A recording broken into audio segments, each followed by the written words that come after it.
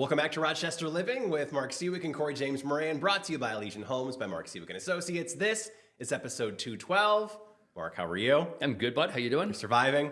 Surviving. Yeah. Is that a good way to put it? That's uplifting, right? What a way to start the episode.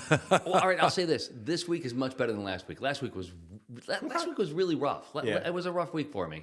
For a lot of people. Yeah, I would say. A lot. Yeah. You? Do you want? I'm doing okay. Still, I don't know. Kids go back to school, and I've had a cold since then, so it's just kind of still lingering. I don't know if you can hear the nasal. I hear a little bit, not nearly as bad as you were a couple of weeks ago. It's improving slowly but surely. So this goes through until what? May, I think. Forever.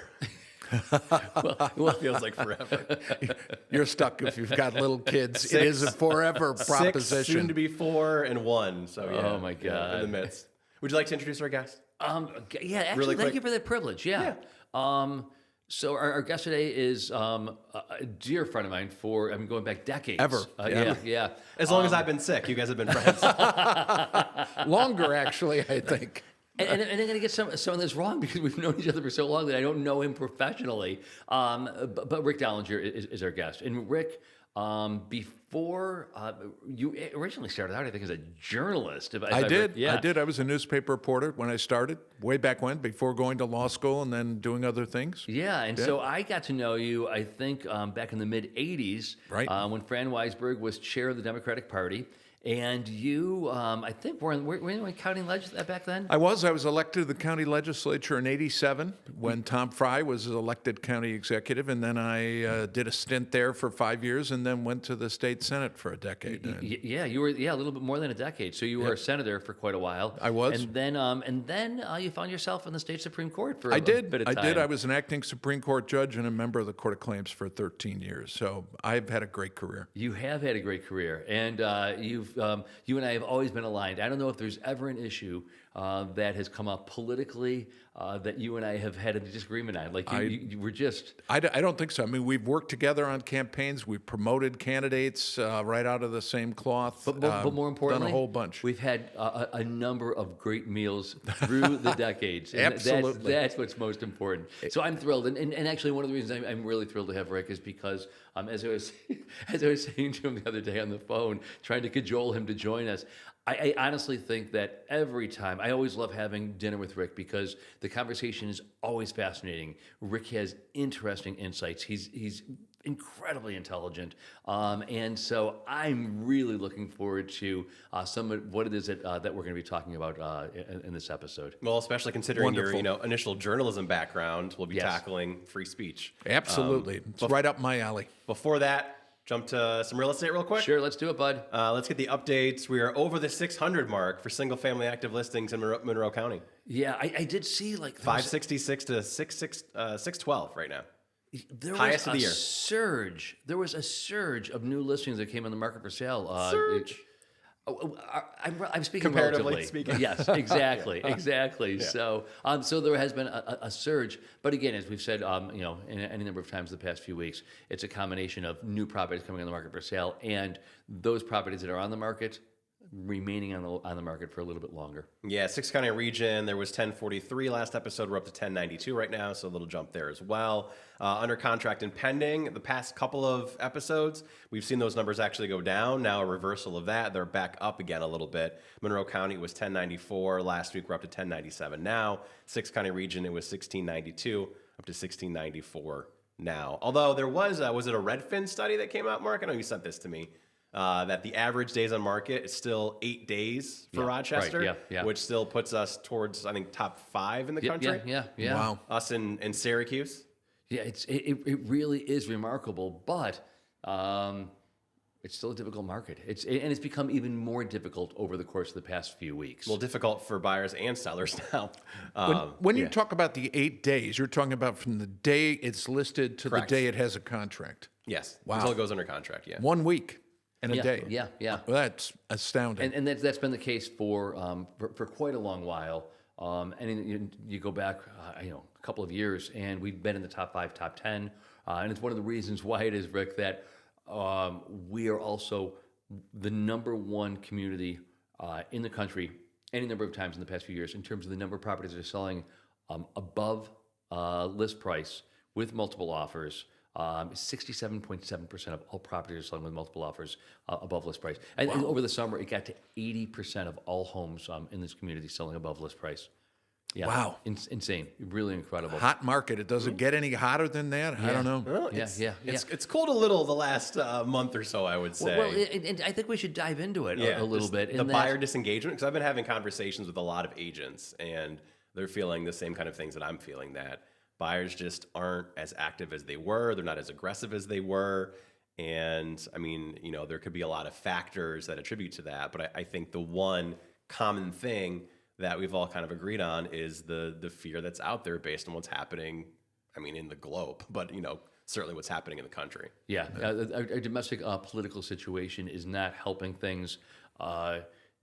Things started to chill a little bit back in April when the president announced his tariffs. Post-Easter, and things started to slow down a little bit then, but it was still a decent market. It was just taking a little bit longer, and with the assassination or the murder of Charlie Kirk 2 weeks ago, it doesn't matter whether you're a Democrat, it doesn't matter whether you're a Republican, right or left. The right is mourning the loss of Charlie Kirk. The left is fearful that we are being labeled the reason why it is that Charlie Kirk died. There are calls on the right for civil war. The left is going to be punished. We're going to incarcerate you. We're going to take your money. Doesn't matter whether you're left or right. People don't make big financial decisions during times of uncertainty. And, I'm not quite sure. There's a lot of uncertainty. I guess that's the safest way. Well, and what's fascinating, Mark, is that not only is there political uncertainty, but given the tariffs, given the rising costs, given what's going to happen in the future to their pocketbook, Right, yes. the public doesn't have confidence that 6 months from now we're going to be in a better situation than we are today. At least from my point of view and my experience, that's been the biggest factor in consumer consumption, is the notion that it's worth it to spend your money today because it'll be better tomorrow. Well, and you're absolutely that right. just seems to be very much in flux. Very much the case. Earlier today, 8:30 this morning, the personal consumption expenditures was released. It's the Federal Reserve's primary gauge of inflation. It was within expectations, so everybody's heralding this as but the expectation was that it was going to go up again, and Right. again. So we're seeing that inflation is going up and unemployment is going up. And you're a master of history. Last time this happened was in the 70s, and I know we've been bandering this about a little bit over the course of the past few weeks. But when you got inflation and unemployment both rising, that's stagflation, and that is ugly. That is ugly. I mean, it took us 10 years to get out of that. It's interesting you use the word stagnation. My view is if you put a political spin on that, it's called a recession. That's all there is to it. That stagnation in higher unemployment, increased costs, uncertainty in the global market, the effect of the tariffs, put all those together. And I mean, it hasn't happened yet. I'm not certainly, I don't have a crystal ball to tell you exactly when it will happen, but those kinds of signs just erode people's confidence. And when that happens, they're not going to spend their money, period. Well, and I do think that I'm a little concerned about what plays out over the course of the next week. We have to have in place by next Wednesday a budget deal. That's going to throw another Doesn't seem likely at this point. It does not. Last I heard, the Democrats and the Republicans aren't getting along particularly well. Yeah. So, so that's very, very alarming and very concerning. So there is a lot of concern out there. I don't see anything in the foreseeable future that is going. Well, and then you wake up today and all of a sudden, what is it? It's government policy being announced through social media. So the president took to Truth Social yesterday, and now there was what is it, 100%? It was 100, and then it revised to 50. I can't remember. It's tough to keep up with these things. But yeah, Truth Social last night, the president says there's, I'm slapping now 100% tariff on any drugs that are being imported into the country. I'm really sorry, but if you're living in if you are an impoverished individual, and you're desperate for medication to remain healthy, and your insurance is not going to support. I mean, how do insurance companies even begin to react to this when this is supposed to be implemented immediately and it's being announced Right. not as a Only- policy decision from the podium behind the? Go ahead. Only unless they're in the process of creating manufacturing, I believe, in the States. Am I correct in that? By October 1st, I guess this goes into effect. You need it is October 1st, but you need to have announced that you were going to be opening a drug manufacturing facility. I mean, I believe he said broken ground already, or in the process of construction. dear Lord. This is the kind of uncertainty that people who have big wallets, big corporations, the people who have lots of money to spend, this is the kind of uncertainty that pushes them not to spend now until they know what the future is going to look like. When you have the tariffs going up and going down like a teeter-totter, you're not quite sure where your money's going to be or how you're going to make your profit or How do you anticipate. budget for that as a company? You can't budget it. And given the uncertainty of the budget deal in Washington is just another factor that when it comes to real estate right here in Rochester, I would assume someone's sitting there thinking, do we buy that extra home and take on that extra debt now? And they're going to say, well, let's wait and see what happens. That's what I think you have. The other side of that coin, though, is yes, that's the mentality of a lot of people. But if you look at it from the other side, there is opportunity. And I think from an investor standpoint, now is a pretty good time. Well, not just an investor, but we talk about this all the time. You purchased a house back in 2018, you and your new wife, and it was a 1,400 square foot house, and you've now got 3 kids. You haven't been able to purchase in many instances over the course of the past 5 years because there's been too much competition and interest rates have been too high. Now is the time. Interest rates have come down significantly, and there's less competition. So again, as we've discussed on this program, in blogs, newsletters, and in social media reels, now is the time. Behave. If you want to do the right thing, behave in a manner that is contrarian to that which is playing out in the market in general. You mentioned interest rates; they have gone up a little, but still, I mean, we're pretty low for the year at least. 6.38 right now is the latest, which is up from 6.13 the last episode, but that was prior to the Fed announcement. You know, I just want to add one thing. We've talked about uncertainty, and you're absolutely right, Corey. Uncertainty works both ways. It can create a buyer who's uncertain, and it can create a seller who's uncertain, who's willing to take an offer to tie it down. The uncertainty works both ways. The prudent investor, somebody who's looking for a multifamily, I haven't talked about the multifamily yet, but somebody who's looking to make that kind of investment can use the uncertainty to their advantage if they find the right buyer. So it's one of those pieces of your puzzle, buying and selling, that the uncertainty can work both ways. People just need to set aside their fear.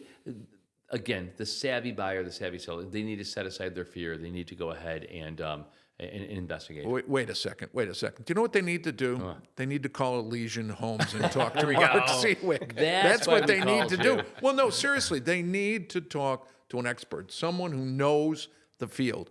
If you're a buyer and you're going to pay a big amount of money for your house, you want to know, is that a prudent investment? Is it the right time, right place? Is it the neighborhood? All of the factors that a real estate expert knows, that's what they need, is that little piece of advice to minimize the uncertainty of their investment. We're talking to you, Tim Dollinger.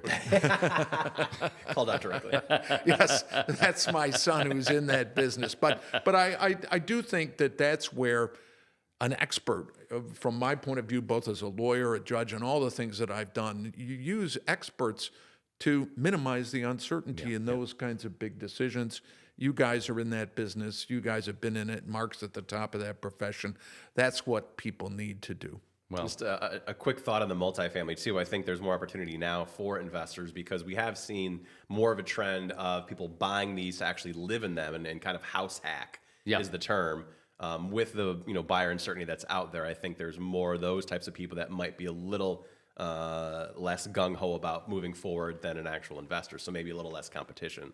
Well, and I found it really interesting also that, again, back to this notion of fear, the number of property owners and real estate investors who have been calling over the course of the past 3-4 months wanting suddenly now to divest themselves of some of their portfolio, if not all of their portfolio. We've had quite a bit of activity, quite a bit more than we have in years past. And I do think that in certain instances, this is definitely tied to, again, this notion of fear, concern, and uncertainty. So Yeah, as we said earlier, it affects both buyers and sellers, and that's where you need an expert to help you balance those two factors. Exactly. It's the way it works. All right, ready to jump to our main topic? Let's dive in. Of course, everyone knows about the past week or so, Jimmy Kimmel going on the air with his monologue, making fun of the president, references Charlie Kirk's assassination. There's all this backlash. The FCC chair, Brendan Carr, goes on a podcast and, I mean, more or less threatens ABC and Disney, right? Can we say that was a threat? Legally, is that a threat? It was a threat. Okay, pretty plainly. Yeah. Obviously, ABC and Disney pull Jimmy Kimmel off the air, and there was some confusion at that point. Was he fired? Is it a suspension? What's really happening? Clearly, the president was convinced it was a firing, and then he comes back, and now this gigantic debate has erupted over free speech and the thought of being able to say what you want, and then the other side of that is, but you can't without some consequences sometimes, and it's hairy. It's very, very hairy. So we got to dig through this. So let's start off. What were your thoughts as you were watching this play out in real time? Well, it's very interesting. The number one thing to establish right at the start is that the First Amendment guarantee of free speech simply restricts the government's ability to restrict or punish your speech. You can't, we'll talk, I'm sure, about some of these school officials and police officers who made comments about the Charlie Kirk assassination, and they've been disciplined or punished by their employer. Well, those employers, school districts and police departments, they're the government, and you cannot impose a penalty on people for the exercise of free speech. There are certain kinds of speech which are you can punish: hate speech, libelous speech, which is usually done through civil actions instead of criminal actions. But the important thing to realize is that the First Amendment is a restriction on government free speech. The best example that I always use, Corey, and I'm going to use it because you'll use it with your children, which is when you say to your child, you cannot say that in this household and you're going to go to your room and be punished. My children, who had a lawyer for a father, would say, Dad, I have a First Amendment right of free speech. You can't punish me. You can't put me up in my room. And I would always look at them and say, I'm not the government. I run this household with your mother, but I'm not the government. It's a dictatorship. That's right. Free speech doesn't apply because I'm not the government. It only protects you from the government punishing you. Go to your room.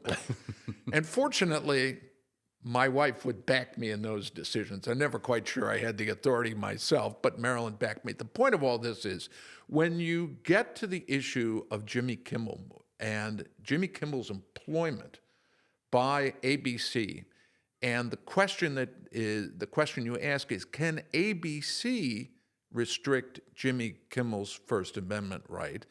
And the answer is they can, because they're not the government. It's a private business enterprise. Could I ask a question? Can they? Because we haven't seen the contract. So what is the contract that exists between Jimmy Kimmel and ABC? Yeah. Well, and that's a contract issue. They could work it out that they could restrict his free speech rights under contract, and therefore they could sue him. They could terminate him for breach of contract. I don't know what his contract says. I would tell you this. Having watched Jimmy Kimmel through the years and other comedians, including Colbert and others, I can't detect any limitation on their free speech rights. Exactly. They have mocked Democratic presidents, Republican presidents, cabinet officials, public officials across the board. And I would assume that when the ratings come out, it shows that that's something people want to hear and want to tune into. They're going to encourage that. But in the case of Kimmel, irrespective of what he said, and I've only read the transcript of what he said. I didn't actually see the performance in what he said. But I thought that was well within the limits of making a comment. I mean, he basically said, "Don't take advantage of Charlie Kirk's assassination and use it for the purpose of making someone other than the killer into bad people." And I think, at least based on what I know sitting here today, there's no evidence that the assassin was motivated anything other than personal animosity. He wasn't a member of the Democratic Party. He wasn't a member of any socialist group. He was someone who was in a lone wolf effort to extract a horrible vengeance for Kirk's participation. Sort of like the arsonists in the Reichstag back in 1933. Right. Well, and you're absolutely right. I mean, in the burning of the Reichstag or all of these things that have triggered violence, someone is seeking to somehow engage the public in a campaign against the others, those who have done this. And Charlie Kirk was a hero to some and controversial to others.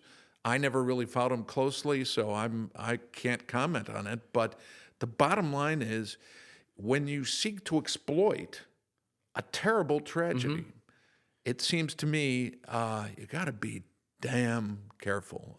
And I'd just point out, Mike, remember, there was a Democratic state senator in Minnesota who was assassinated. Right. And I don't remember anybody jumping up saying this is a right-wing conspiracy, or... There were jokes, though.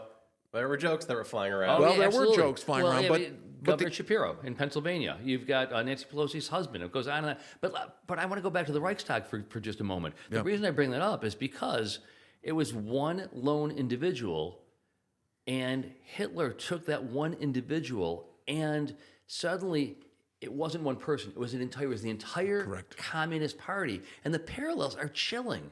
So instead of this just being one individual who's shot Charlie Kirk, it's the entire left. It's the entire left-leaning ideology. It's the Democrats.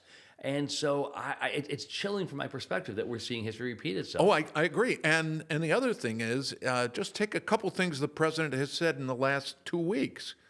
When he was at Charlie Kirk's service, he said, "There are people I hate, and I'm glad I hate them." He's preaching the message of hate to anyone who is against him. Well, more so, Stephen Miller, one of his chief lieutenants, stating that this is a civil war. We are going to round you up, you, whoever you is. Yep. We are going to jail you. We are going to take your money.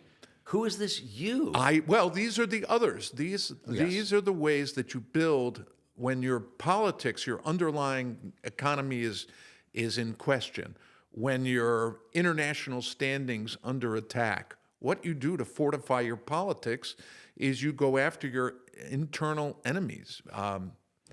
You don't have to look far. You can go to Germany, you can go to Russia, you can go to Argentina, you can go to Chile, you can go to all these, you can go to the Philippines and see these autocratic regimes describing anybody who disagrees with them as evil, and therefore they must be rounded up and hunted and destroyed. Yes.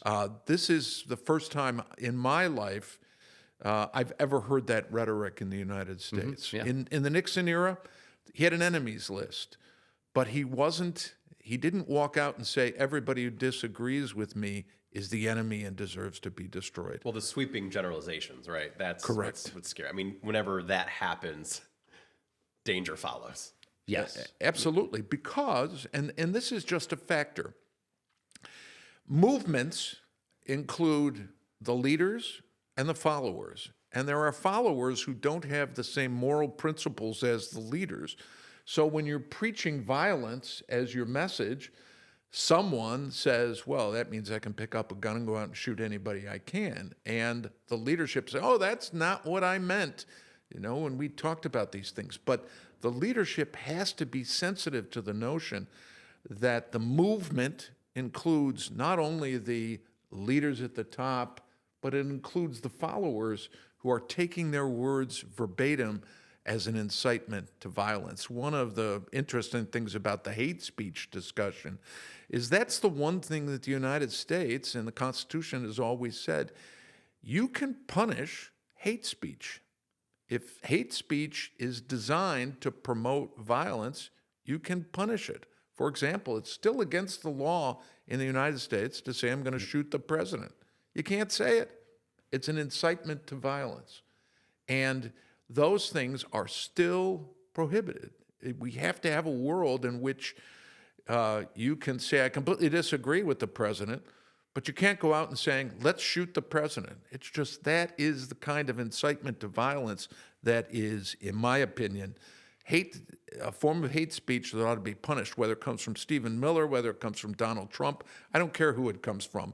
We cannot tolerate it in a free society. Completely agree. We've got to just start. We've got to figure out a way to start to change the rhetoric and turn down the heat, turn down the volume. And I don't know where that comes from. And I don't know, I don't see it happening anytime soon. And that causes me a great deal of concern and pain. One thing I would tell you, at least it's my observation, but be interested in your thoughts. The president has really captured the language of this era. Mm-hmm. It's salty, it's disrespectful, it's, in my opinion, social media driven. The kinds of words, Mark, when you and I were kids, that your mother would wash your mouth out with soap for saying, have now become a part of the political discourse. Sure. It's everywhere. Sure. And so what's happened is the forces behind the president have used this language to drive a bond with other generations in America that this is all acceptable behavior, that we can scream and yell vulgarities at each other without any consequence. And I think that the question becomes, how do we tone it down? I don't know. But if we don't tone it down, I think we're going to find that political violence just gets out of control. It just, both on the left and on the right. You're using future tense. Yeah. It already has. Yeah. It already has. And in my opinion, the potential that it's going to increase is substantial. The notion that you could storm the Capitol of the United States, resulting in the killing of a security officer and the maiming of others and the destruction of government property, and reach the conclusion that no one's going to be held accountable for it, sends a message that if you're aligned with the right political forces, you never have to face any consequences. That, in my opinion, is so un-American and so contrary to the notion in which our country is built that it's just shameful. Completely. I mean, so many norms have been just thrown out the window over the course of the past. There was a point in time when we turned to our elected officials to actually, I'm thinking of Robert Kennedy for whatever reason right now. Martin Luther King is assassinated. You're not talking about Junior, right? You're talking about Robert Kennedy, right? Thank you I'm so sorry, much. I had to clarify. That'll be a different Thank episode. you for clarifying. Yes, I'm thinking about Robert Kennedy upon hearing that Martin Luther King has been assassinated. And rather than ratchet up the rhetoric for personal gain, he gets on the back of a pickup truck and speaks so beautifully and eloquently. And we used to turn to our elected officials to act as models, role models, as to how it is that we should be behaving as a society. And we've lost it. Actually, I've got to ask a question of you. We both know Chuck Schumer. Where is he? Has anybody seen Chuck Schumer? No, I know Chuck, and Chuck, I have voted for him a number of times. I've campaigned with him. I've helped raise money for him. But the whole issue of how the Democrats respond, I have not seen enough of a response at this point. Yeah. Where's the leadership? Or leadership. And part of the problem is the Democratic Party, from my point of view, cannot simply walk out and say we're anti-Trump. We have to have a message, a better message. We have to have a better message. Yeah.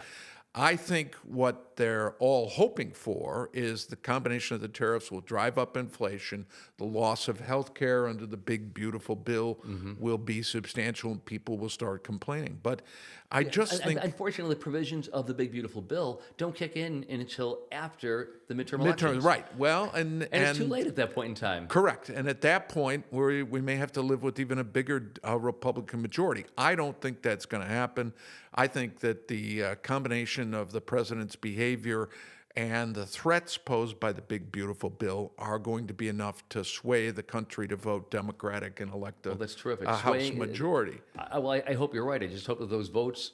Well, but here's the thing. If anybody thinks it's going to be a 40 or 50 seat majority, they're kidding themselves. This country is divided.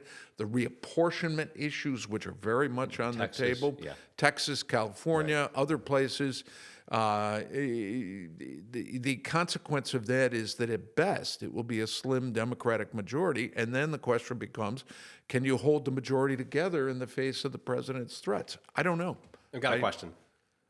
It's important to have the message to put out there, but I think it might be even more important of who is delivering that message from the side of the Democrats. Who's the head right now? Who is the person that's going to be able to pull that off? Because it doesn't seem like anyone's stepping up. There's only one person I think who has had any real ability to break through some of the buzz, and that's Gavin Newsom.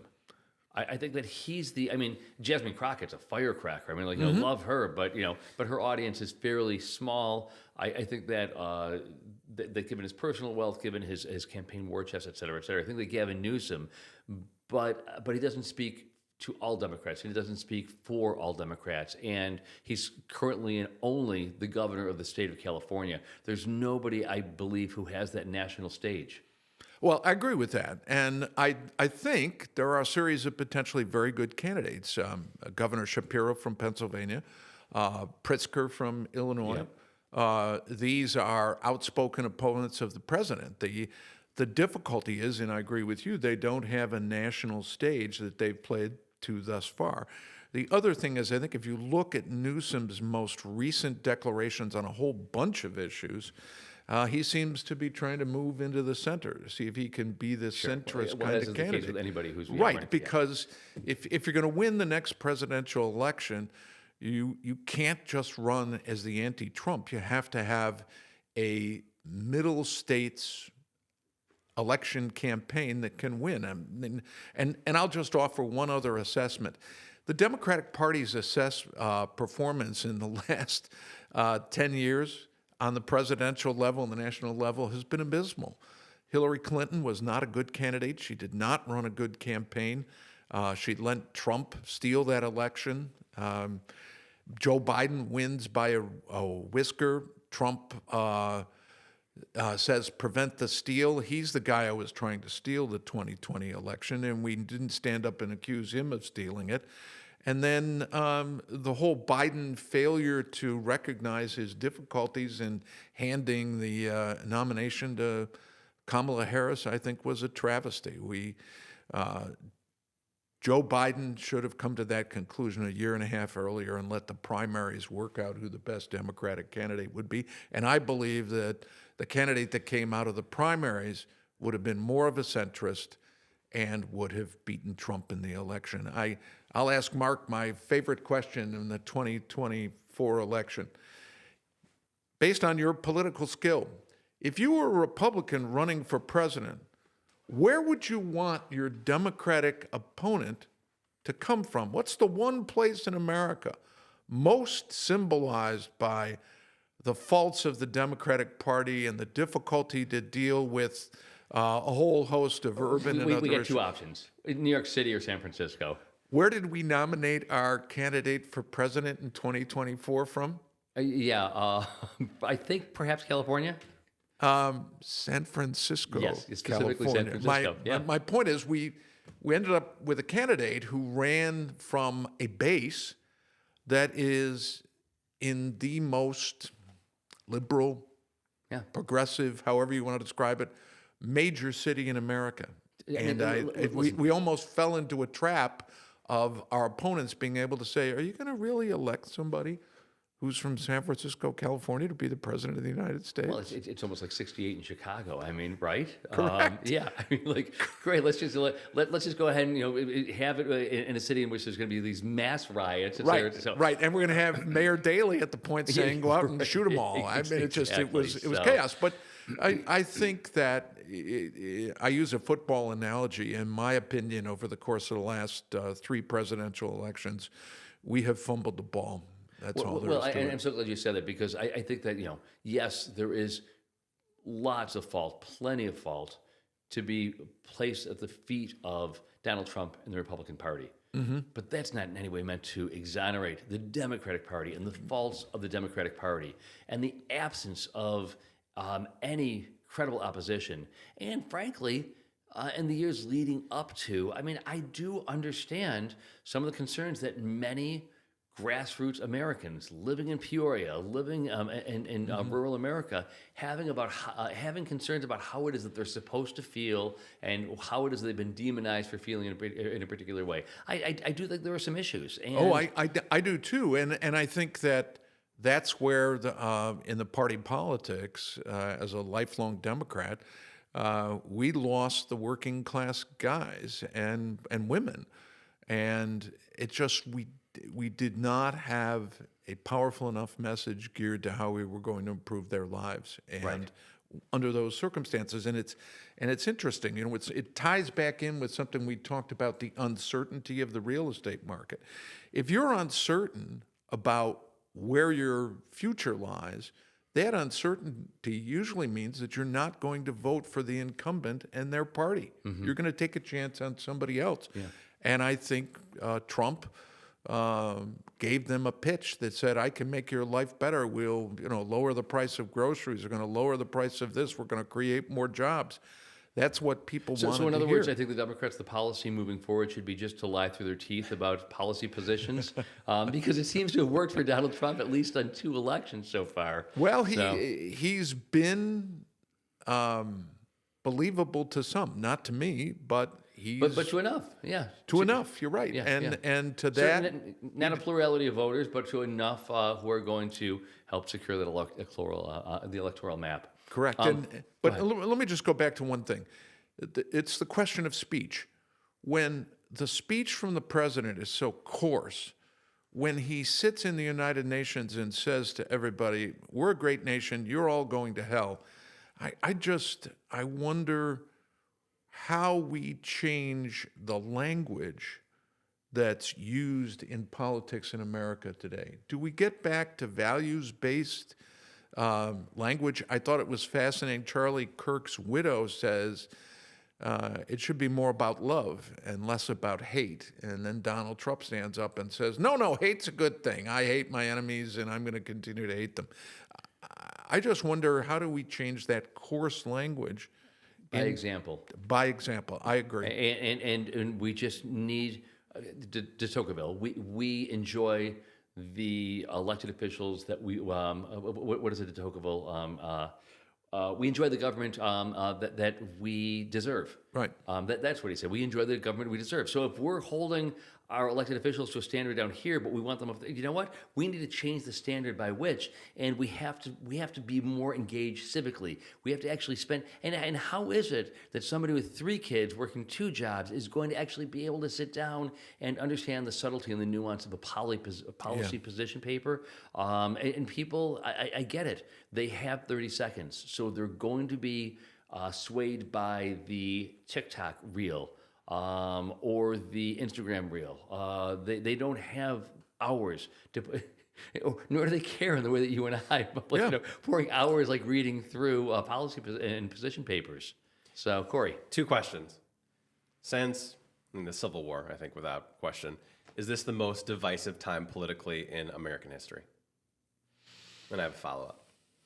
Well, if you set aside the Civil War, when the issue of slavery was the question that divided America,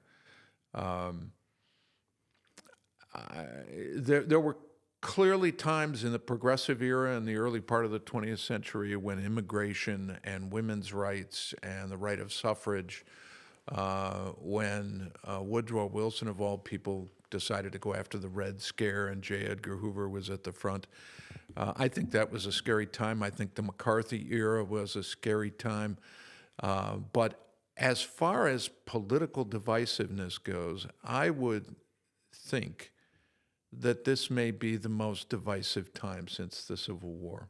After the Civil War, and we were united in our fight against England. Then you get to the Civil War, obviously divisive.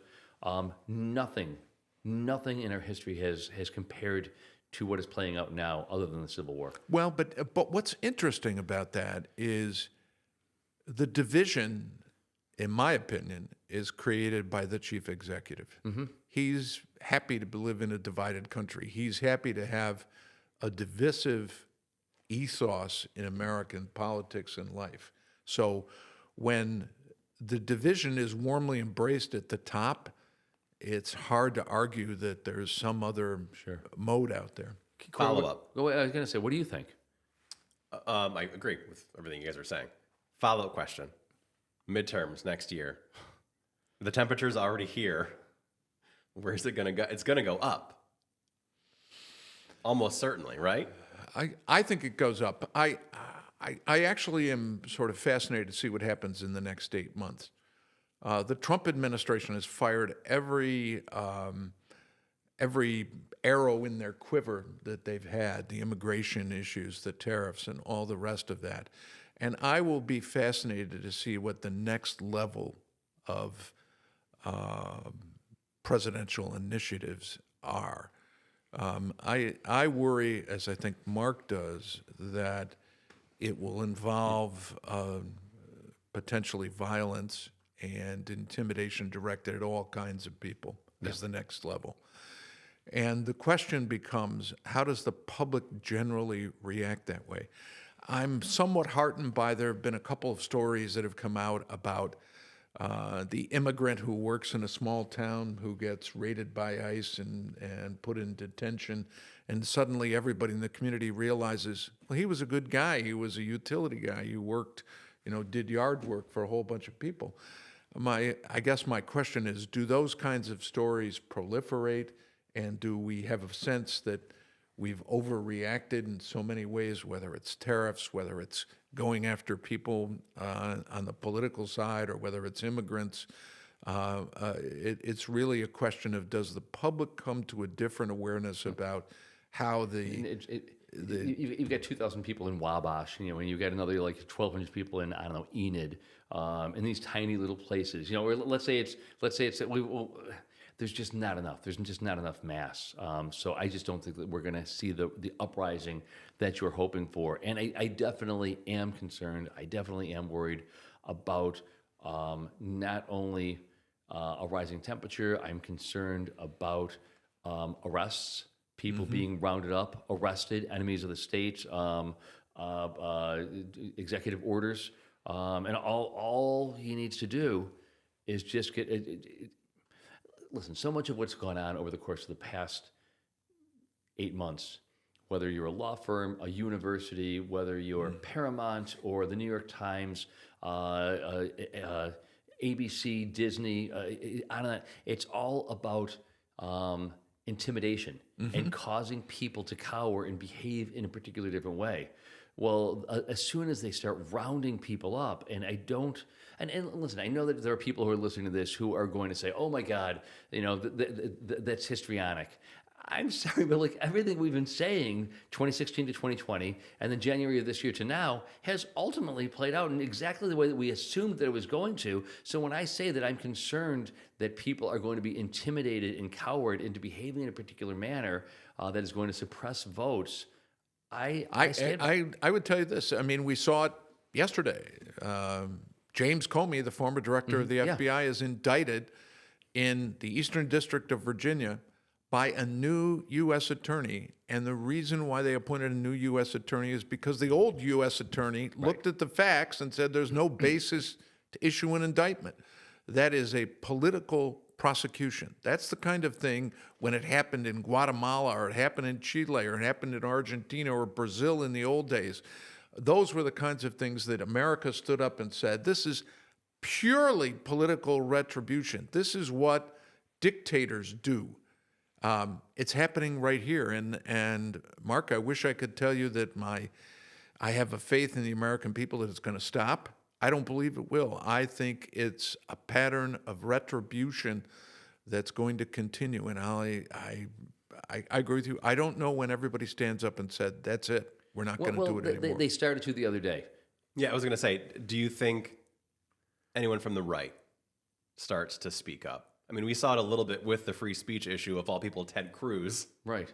went on his podcast and more or less demonized that. And when Spencer Cox, the governor of Arizona, he came out the other day and was very, very passionate about. It doesn't matter whether you're left or right, Democrat or Republican. We've got to start to behave. And what happened to Charlie Kirk was tragic, and we would all agree with that. But we can't use his death as a cudgel. I think that those who protect free speech, who on the right or the left, have to stand up and say, we've got to protect free speech rights, number one. Number two, we've got to tone down the violence. Tone down the violent language. The president seems to be able to do it on social media using vulgarity, a fight. I keep telling everybody when they say to me, we've got to fight for this, my response is, we don't need to fight. We're not in the game to fight. What we need to do is convince people to change their mind, which means we use language, we use argument, we use persuasion to show that we have a better argument, a better idea.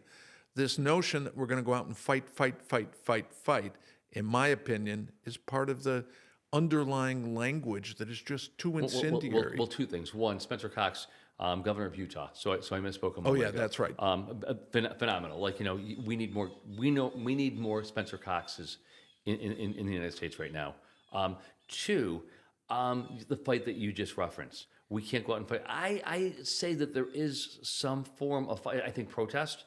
Peaceful, I agree with peaceful protest. absolutely. But Corey, a few moments ago, you asked the question as to whether or not people are going to start to rise up and speak out in a manner. I think it happened the other day when Disney, after 6 days of having canceled Jimmy Kimmel, suddenly is forced to reinstate him and put him back on the air because the uprising and the financial loss was so enormous. When people are canceling their trips to Disneyland, to Disney World, their cruises, when they're canceling their subscriptions to Disney and Hulu, that is a form of fighting that I think, and perhaps, as I've said to a few people, perhaps this is a means by which the Democrats are finally, let me not even say Democrats, anybody who is genuinely concerned about the direction that this country is headed.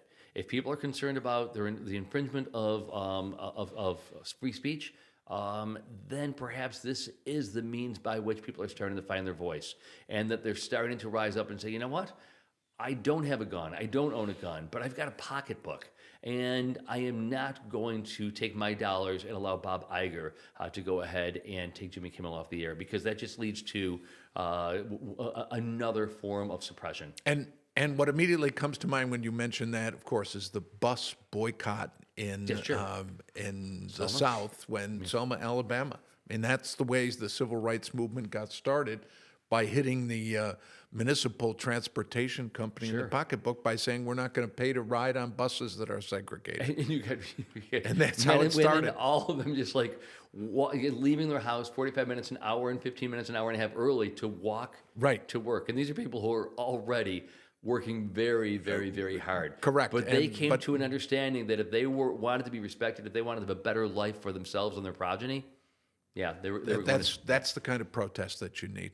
Corey? I was going to bring this up a little bit later, but I'll bring it up now. I don't know if you followed this. Representative Joe Morelli. Who? Yeah, you know him. Joe Morelli. Yeah. He held a controlled town hall in Rochester earlier this week. It's about 50 constituents that were selected by lottery to go there. And at the event, he floated the idea of calling a constitutional convention to rethink federal structure, saying, quote, "We've had this government so long, maybe it's time to rethink it." Initial thoughts on that? constitutional convention under the current Constitution is very difficult to do. I believe 2/3 or 3/4 of the states. Two-thirds to call for it. 2/3 have to call for it. I don't see that happening as I look around. Part of that, of course, is the difficulty with the structure of the country and the states. It gives Wyoming, which has 2 senators and 1 congressman, the same sway in deciding a constitutional convention that California would. Yeah. So I don't foresee any way to bring about the constitutional convention under the current requirements.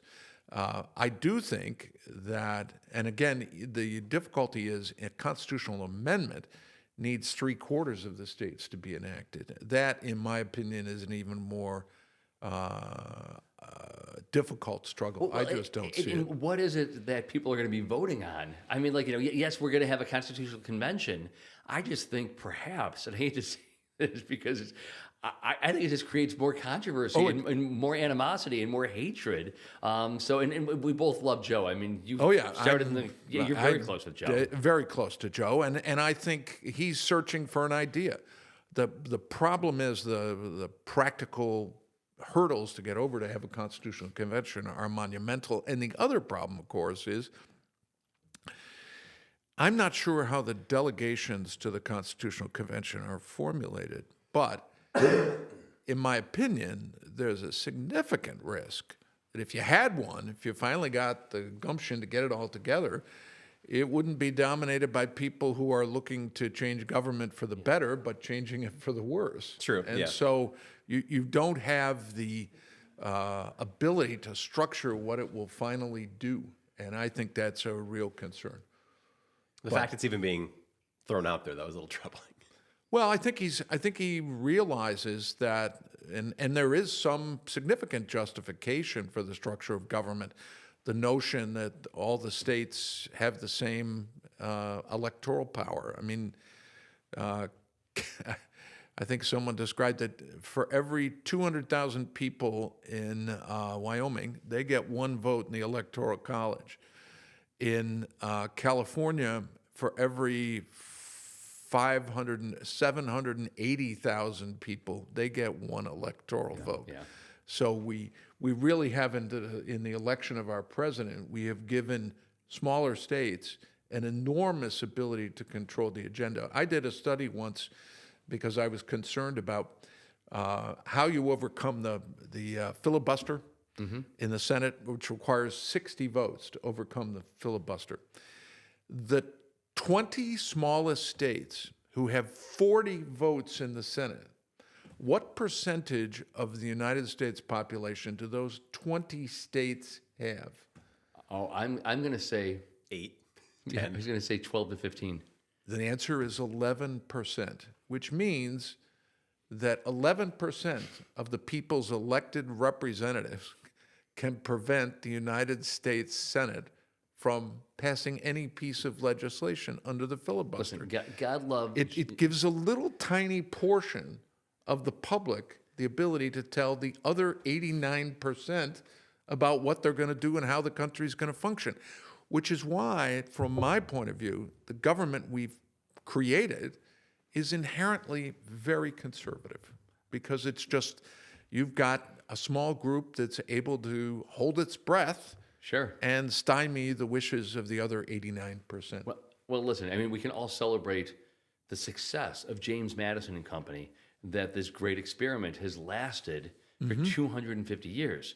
That's remarkable. But to Joe Morelli, and again, it's nice to see somebody throwing something out there. And hats off to Joe Morelli. I don't think it's the right solution, but at least he's throwing something out there. And I think we would probably all agree that the U.S. Constitution does need a bit of a refresh. Well, and the other way to do it, of course, is do it with partial amendments. You don't have to. You could actually pass an amendment. And have that considered, offer that to the states. I still think that's a difficult way to do it. But look at ERA. I mean, we couldn't even pass the ERA, for God's sake. But the fascinating thing is, I think it just symbolizes Joe's frustration, having been in Albany or in Washington for 7 or 8 years, and the inability of the legislature to get things done. Other than packaging one big bill, they haven't done anything. There are the problems that we face about energy consumption, pollution, all these things. They're still on the table and they're not moving forward. I get his frustration. Well, I mean, we're having him on, what is it, the first week of November? So I'm looking forward to have Congressman Morelli, and we can dive into some of those issues. Oh yeah, he'll then. dive in with you, believe me. Oh yeah. Any last minute, any other thoughts before we spend a little bit of time talking about things that are playing out in Rochester? Here's my bottom line. Until the tenor of speech changes at the top, with the president pulling back on his angry, antagonistic, vituperative, my word, speech, the debate doesn't change. And I think the American public has to say, that's enough, Mr. President. Start acting like all the noble predecessors that you have admired, whether they're, I don't know, pick one. But none of them have acted the way you've acted. Let's come up with a normative type of behavior. You can still have your ideas. You can still make the arguments. But stop characterizing everybody that disagrees with you as an enemy who should be destroyed. That language will tear America apart. Well, again, use of the future tense, and I love what you just said, but it's playing out right now as we speak. You're absolutely right. I didn't mean to give any easy pass to him. It's been horrible thus far, and it looks like it's only going to get worse. Well, thanks so much, Rick. Really appreciate it. You Yeah, got a few more minutes to sit with us? I'm All sure. right. Yeah, now taking it back to real estate here, we've been asking, we need programs, we need something to help with the issue of how many homes are on the market. This is kind of like putting a Band-Aid on, your hand getting blown off by a grenade. But the city has selected Cook Properties to build a 9-house modular home development on 7 vacant lots in the Market Heights neighborhood. So these are going to be valued between $135,000 $165,000. The construction is expected to take place in about 60 days and should be ready to go in early 2026. So 9 homes, again, it's not going to put the dent in inventory that we need, but do we file this under something is better than nothing, Mark? Sure. Shrug. I have something I have to, I'm going to quote Mark Siwiec. I heard you on WXXI, I believe, some point in the last 2 or 3 months. And 2-3 weeks ago. Yeah. Okay, and you talked about the fact that to build any type of new home is in the range of $250 per square foot. Oh, yeah. You build a 1,400 square foot house, that's a $325,000, $340,000. Well, that doesn't even include the cost of the lot. Correct. But my point is, your remarks triggered in me the notion of how do we attack the housing crisis if that's the cost? Because I assume that that's the cost of new construction, and the sale cost isn't far off that, right? When you're selling a 1,400 square foot house, you're not going to price it at $300 a square foot. You're going to price it up in that range of maybe not $250 for new construction, but the number is going to be high enough so that a 1,400 square foot house on the market is going to cost virtually anywhere $275,000 to $280,000. Yeah. And my point is, it becomes enormously difficult to increase the housing market if you're building housing that upper middle class people alone can afford. I mean, that's really the challenge. Well, I don't know how you as I said in Evan Dawson, I mean, it's going to require governmental. God, I mean, how many times have I said it? It's going to require governmental intervention. It's going to require at the federal level tax breaks, federal tax breaks for builders who are willing to build things. It's got to come out of Albany. It's got to come out of Monroe County. In the county executive's office. And then we need organizations like ESL who are sitting there, buckets of money to just realize, what, let's go ahead and let's try and create a path so that there's generational wealth that's being created as a result of an impoverished family being able to purchase their very first home. And so I think there are all sorts of ideas. It's just a matter of getting a few elected officials into a room together. I think it'll be fascinating, Mark. The thing that I'm looking forward to see play out on the housing issue is the gentleman who's going to be elected the next mayor of the city of New York has promised to build, I believe, 50,000 new housing units in the city of New York. Is there any less expensive place in the world to build housing? I mean, New York City is the most expensive place to build housing. If you're going to build even apartments in New York City, you're probably looking at $250,000 to $350,000 per apartment unit. And then the question becomes, how do you sell that? How do you offer that to someone of modest means who's making $60,000 or $70,000 in the city of New York? Subsidized. It has to be virtually completely subsidized. But what an audacious goal. I mean, whether you like him or not, it's audacious, and he's willing to do something. And there are so few elected officials who are willing to step up to the plate and tackle this issue because, as I said in Evan Dawson, so much of what we've been talking about here derives from frustration that many Americans are feeling about their plight. And in part, that's tied to their economic viability. And if we can just start to build more homes that some of these people are able to move into and relieve some of the financial pressure and give them hope for a better tomorrow, this is, I think, a huge part of all this. It is a huge factor. I need to ask you about one other factor, though, that at least in my layman's view may affect the housing market. In my opinion, and I'm guilty as charged, I'm a baby boomer who's holding on to his house. And I'm going to hold on to it until eternity calls. And I just wonder, are baby boomers who were so many of us, are we holding on our homes too long and therefore cutting down access 100%. of others to the market? Yes, 100%. Yeah, and to a degree, I understand it because you're looking at I have this house that's now paid off. Right. Why am I going to downsize to a condo and pay this much? So that's kind of the difficulty we find ourselves in. But does that restrict the housing market? I mean, there aren't as many because, and here's what's sort of fascinating. In the course of the next 10 or 15 years, eternity's going to call us all.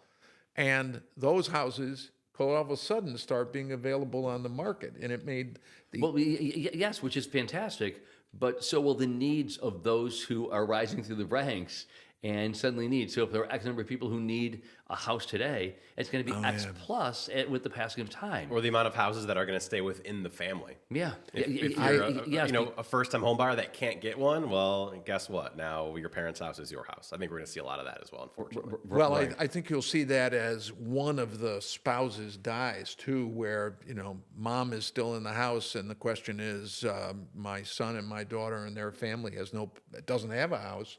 Let them move into the house and we'll kind of make it a joint family affair. But I wonder, how do we increase the inventory here in Monroe County? Well, I just want to go back to the question you pose, which is, are you staying in your house too long? Well, no. I mean, it's your house. You bought it, you paid for it, you worked so long. So I don't think that you or anybody else needs to be demonized for staying in the house that you've paid for and the tax that you're paying. Instead, let's go back to the root cause, and there just aren't enough homes being built. And again, anytime any number of elected officials that I've already spoken to want to sit down with me and talk about how it is that they can be a hero here in Monroe County, the solution is so obvious, and there is so much benefit. The tax coffers and the benefits to our tax coffers and the pride and joy and the better quality of life that individuals are suddenly living in their very own residence. I mean, they're just the neighborhoods that will become strengthened as a result of owner occupant. I mean, all right, you've just given me what may be the final question. You're the county executive, Mark Siwiec. How many houses do we need, new homes do we have to build in Monroe County? 20,000. How many? 20,000. Over what period of time? Next 4 years? In the next 12 months. In the next 12 months. I received a phone call from a mutual acquaintance of ours out of Buffalo, Anthony. Anthony called, and he's sitting on. He's got friends who have pots of money looking for real estate opportunities. I said to him, "Come into Rochester, and you can literally buy up all of downtown Rochester and start converting these buildings one after another into apartments, into condominiums, into residences, and you will be a hero." And suddenly, downtown Rochester, which is an eyesore, it's a sty. Right. Suddenly, downtown Rochester becomes viable. It becomes a neighborhood. There are people who are living there. There are owner occupants, and there are grocery stores or Yep. bodegas. There are dry cleaners. Everything restaurants will suddenly, and people will suddenly start feeling safe again in downtown Rochester. So we'll see whether or not we can get Anthony. Well, but that's the answer to my question is we need 20,000 housing units now. Yeah. Well, that's really the challenge. And Well, I know where there are a bunch of shells. We just need to your retrofit. I want to change the subject. Yeah, go ahead. And so we've spoken so long, but there are a few other things. And I'm fearful to bring this up, but we do have a new district attorney. Okay. Yep. Brian Green. I don't know Brian. I would imagine you probably do. I know do. Brian. I know Brian. I have a lot of confidence in Brian. He comes out of the DA's office. He's been in the county attorney's office. He's well known in the Democratic Party. He is, given his prosecutorial background, I think he's a moderate. I think he's going to be, as I describe it, strong on justice and tough on criminals. And I think that's what we need. Absolutely. We've got to convince people that they have confidence in the criminal justice system. And so it has to be even-tempered. It has to be thought-based and law-based. And I have every confidence that Brian Green can do that. Oh, that's fantastic. That's great. Corey, anything else? That's all I've got. You want to wrap this up for Sure. us? All right. Well, thank you again for joining us. Thank you very Incredible much insights. for having me. Again, I appreciate it. Yep. And thank you for watching and thank you for listening. We'll talk to you again next time.